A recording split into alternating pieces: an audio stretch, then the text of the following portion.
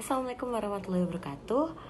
Halo semuanya. Di sini saya akan menjelaskan bagaimana sih implementasi identitas nasional sebagai modal pembangunan karakter, bangsa dan kehidupan sehari-hari, terkhususnya dalam dunia perkuliahan ya teman-teman.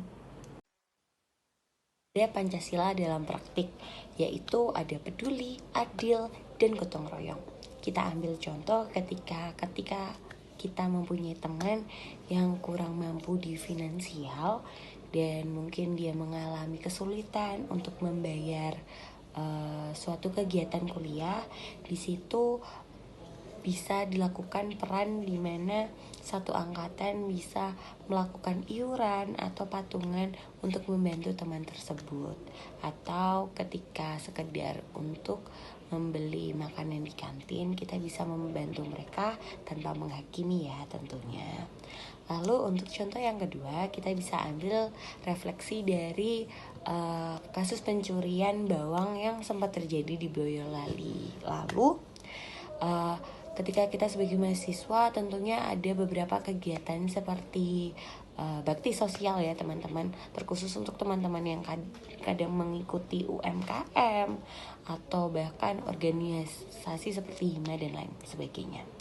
Nah, di situ kita bisa melakukan kegiatan-kegiatan yang seperti menyalurkan bansos ya, untuk membantu agar tidak ada kedepannya kasus seperti ini terulang lagi, karena seperti yang saya tahu kasus tersebut itu terjadi dikarenakan ada seorang nenek yang mengalami kesulitan di finansial dan memang pemerintahan di kala sekarang belum terlalu memperhatikan lansia.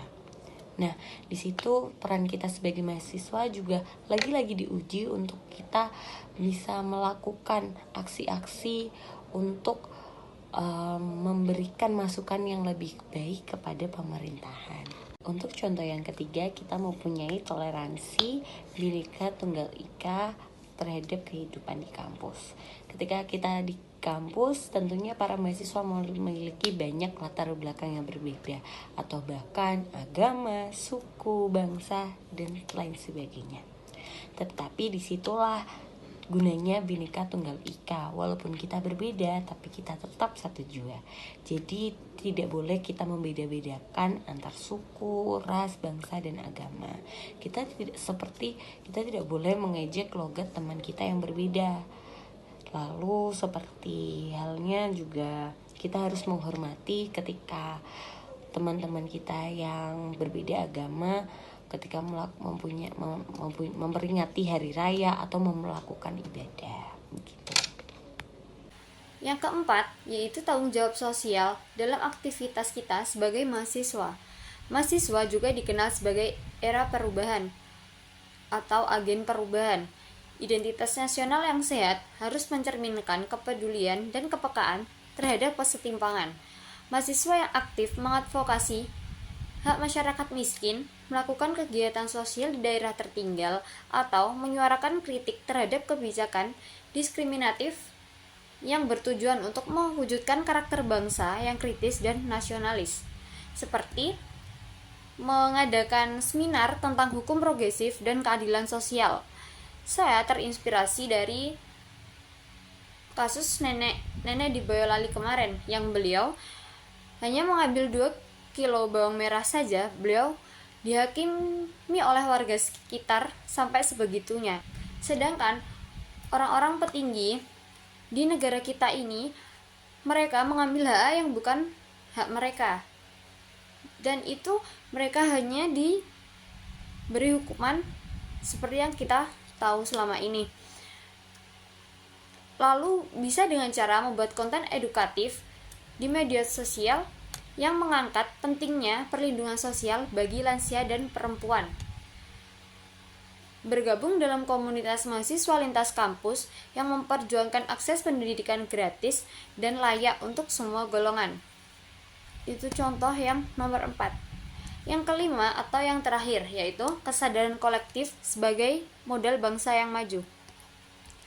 Ketika nilai-nilai nasional diterapkan dalam skala mikro di kelas, organisasi mahasiswa, kos-kosan, media sosial, maka kita telah membangun fondasi karakter bangsa yang kuat. Tidak cukup hanya berbicara tentang cinta tanah air, tapi kita juga harus menunjukkan melalui tindakan nyata, seperti membuang sampah seperti tidak membuang sampah di kampus. Hal itu mencerminkan tanggung jawab yang kolektif, tidak menindas mahasiswa yang lebih muda atau berasal dari daerah terpencil.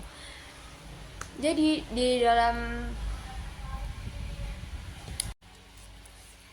tidak menindas mahasiswa yang lebih muda atau berasal dari daerah terpencil. Itu juga mencerminkan semangat keadilan. Jadi, tidak ada senioritas atau apapun itu di dalam perkuliahan. Dan juga mendorong kampus ramah disabilitas, yaitu bentuk inklusivitas sebagai bagian dari jati diri bangsa yang beradab. Jadi, kesimpulan dari video kita yaitu identitas nasional bukanlah warisan beku yang hanya disimpan di dokumen sejarah, tetapi sebuah nilai hidup yang harus terus diimplementasikan melalui tindakan kecil di kehidupan sehari-hari dan dunia perkuliahan. Setiap mahasiswa memiliki peran dalam membangun karakter bangsa yang adil, peduli, dan tangguh. Jika kita gagal menerapkannya sekarang, maka kasus seperti Nenek Boyolali akan terus berulang karena tidak ada cukup manusia berkarakter yang berani berpihak pada kemanusiaan. Namun, jika kita mulai hari ini dari ruang kelas, dari kos, dari organisasi kampus, maka kita sedang menanam benih Indonesia yang lebih baik di masa depan. Sekian video dari kami. Thanks for watching. Bye-bye.